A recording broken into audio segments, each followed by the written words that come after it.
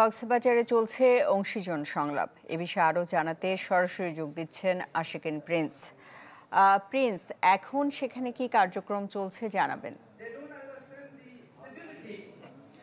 সুস্মিতা, আজকে মূলত ৩ দিনের সংলাপের গুরুত্বপূর্ণ দিন, যেখানে সকালের প্রধান উপদেষ্টা ডক্টর মোহাম্মদ ইউনূস তিনি বক্তব্য রেখেছেন, একই সাথে জাতীয় নিরাপত্তা উপদেষ্টা বক্তব্য রেখেছেন।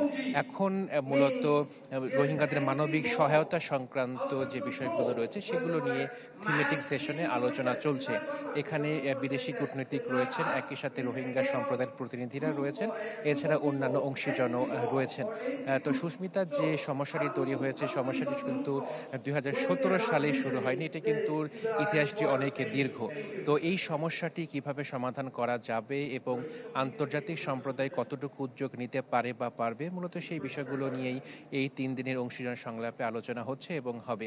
এবং এই সংলাপ থেকে যে প্রস্তাবনা আসবে সে প্রস্তাবনাগুলো পাঠানো হবে জাতিসংঘের রোহিঙ্গা কনফারেন্স হবে 30শে সেপ্টেম্বর সেখানে, এবং সেখানে উচ্চ পর্যায়ে আলাপ আলোচনা হবে।